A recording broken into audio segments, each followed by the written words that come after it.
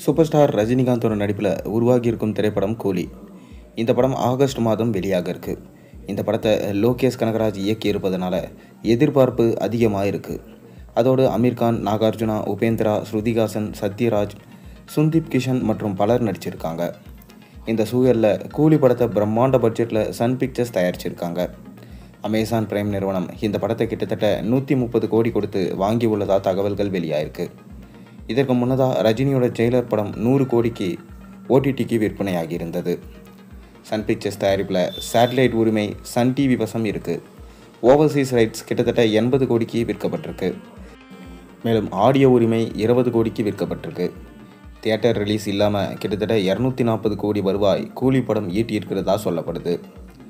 Overseas rights விஜயோட ஜனநாயகன் படம் 70 கோடி தான் வியாபாரமாகியிருக்கு. அதுவும் அதிக சம்பளம் வாங்கும் விஜயின் படத்தை இப்போது கூலி படம் முந்தி இருக்கு. இதற்கு காரணம் நட்சத்திர பலம் என்று சொல்லப்படுது. அதோடு ரஜினியோட முந்தைய படமான ஜெயிலர் படம் மிக பெரும் வசூலை கூட கொடுத்து மிக முக்கிய காரணமாக பார்க்கப்படுது. மேலும் அடுத்ததாக ரஜினி இப்போது ஜெயிலர் படத்துடைய 2ஆம் பாகத்தில் நடிச்சிட்டு வராரு. இதற்கான படப்பிடிப்பு இப்போது விறுவிறுப்பாக நடைபெற்று வருது. ஜெயிலர் 2 படத்திற்கு பிறகு ரஜினி சில காலம் ஓய்வெடுக்க உள்ளதா தகவல்கள் வெளியாகியிருக்கு. இந்த வயதிலும் ரஜினி கதாநாயகனாக நடித்து வரும் நிலையில் மற்ற நடிகர்களை காட்டிலும் அவரது மார்க்கெட் அதிகமாக சென்று கொண்டு தான் இருக்குது. மேலும் ஜனநாயகன் படத்தை ஓரம் கட்டி கூலி படம் முதலிடம் பிடிச்சிருக்கு. அனைத்து இடங்களிலும் பார்த்திங்கன்னா நல்ல வியாபாரமாகியிருக்கு கூலி படம். ஆனால் ஜனநாயகன் படம் இப்போவே பார்த்திங்கன்னா அடி வாங்க ஆரம்பிச்சிருச்சு. அதற்கு காரணம் கர்நாடகத்தில் நடந்த பிரச்சனை தான். நம்ம கமல்ஹாசனோட தக் லைஃப் படத்தால் ஏற்பட்ட கன்னட பிரச்சனை ஜனநாயகன் படத்துக்கும் அடி வாங்குமா அப்படின்ற ஒரு சூழல் ஏற்பட்டிருக்கு. இப்போ வரைக்கும் கமல்ஹாசன் அதற்காக மன்னிப்பு கேட்கல.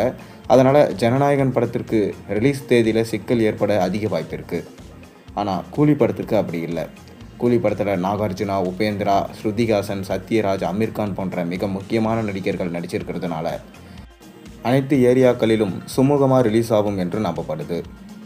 மேலும் ஜனநாயகன் படத்துடைய வசூலையும் கூலி படத்துடைய வசூலையும் தான் மக்கள் இப்போ உற்று நோக்க ஆரம்பிச்சிட்டாங்க. எந்த படம் முதல் தமிழில் கலெக்ஷன் பண்ண போகிற 1000 கோடி படமாக இருக்கும் என்று இப்போவே சொல்லப்பட்டு வருது. பொறுத்திருந்து பார்ப்போம். நீங்கள் என்ன நினைக்கிறீங்க? உங்கள் கருத்துக்களை மறக்காமல் கீழே கமெண்ட்டில் சொல்லுங்கள். மேலும் சேனலில் போடுற ஒவ்வொரு வீடியோஸும் பிடிச்சிருந்தா மறக்காமல் சேனலுக்கு சப்ஸ்கிரைப் பண்ணி லைக் பண்ணுங்கள், பெல் ஐக்கனை ப்ரெஸ் பண்ணுங்கள். அப்போ தான் நான் போகிற வீடியோஸ் எல்லாம் நோட்டிஃபிகேஷனாக வந்து சேரும்.